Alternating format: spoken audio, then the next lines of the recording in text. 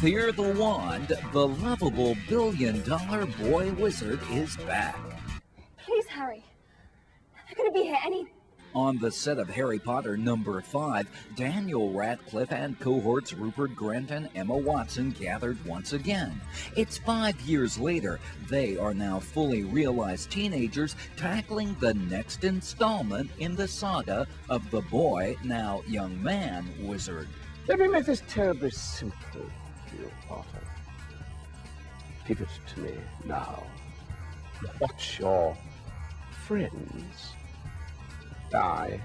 It's a darker tale, even more so than the last time out, and trying times are ahead for Harry and friends. We know that a war is coming, and it's a real sense of a growing danger that you can't quite define. And that's the thing. Things become more scary when you can't put a name to them.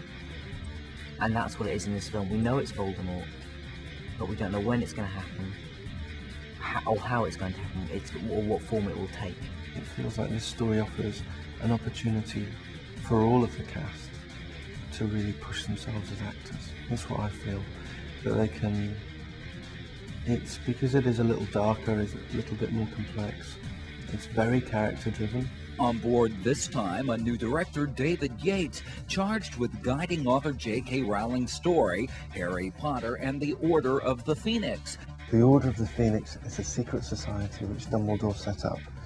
It's a collection of rebellious wizards who came together to fight Lord Voldemort when he rose to power the first time. There was this great war, and the Order of the Phoenix was like this kind of underground army, and they're designed to kind of fight Voldemort, the Dark Lord.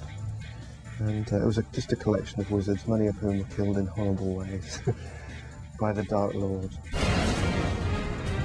Voldemort's building up an army. The gist of this latest plot, the threat of Ralph Fiennes' Lord Voldemort has grown more ominous, and Harry's sense of foreboding tells him he and his fellow Hogwarts students are vulnerable to attack from dark forces. What gets me most excited about this film is the storyline, it's the plot. It's something that you've never seen before.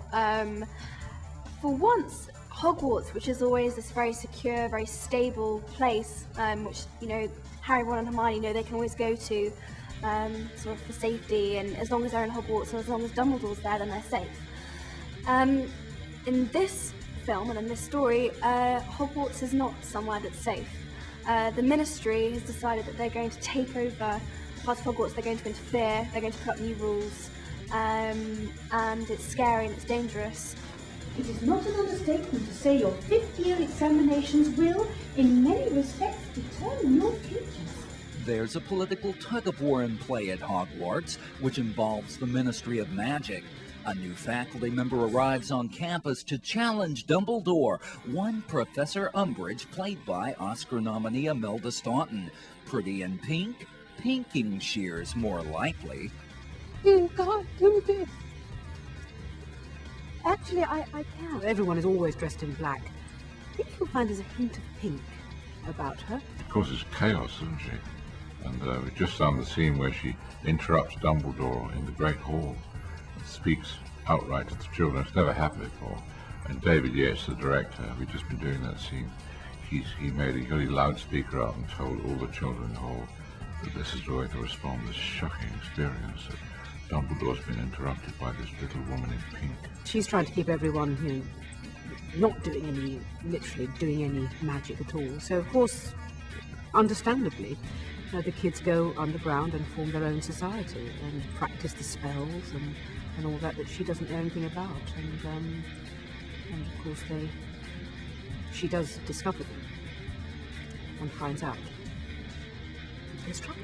They formed Dumbledore's army just it's sort of it's the only way they're actually going to learn sort of how to use and defend themselves, because they won't learn anything from the proper lessons. So yeah, they formed Harry formed up, well, all three of us formed up these sort of after school lesson sort of things, and we sort of really sort of learn everything to defend themselves. So basically it's a guerrilla revolutionary organisation in many ways, you know, and it's it's Harry who is the teacher, using the knowledge that he has gained over the last sort of 5 years to try and train up as many other people and teach them how to fight if they are.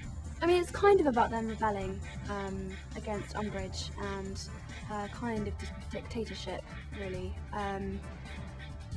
But mainly, it's because they're scared. They're really, really scared, and they know that if they're not learning spells, if they're not being allowed to use their wands by Umbridge, then they're unable to defend themselves.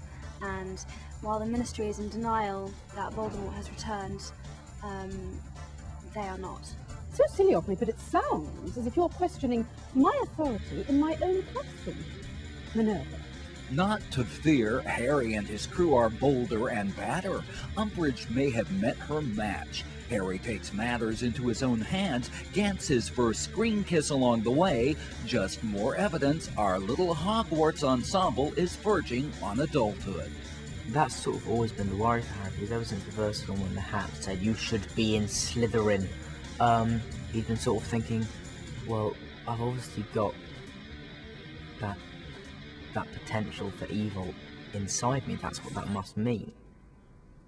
And to a certain extent, I think he knows that everyone has that same potential for darkness in them.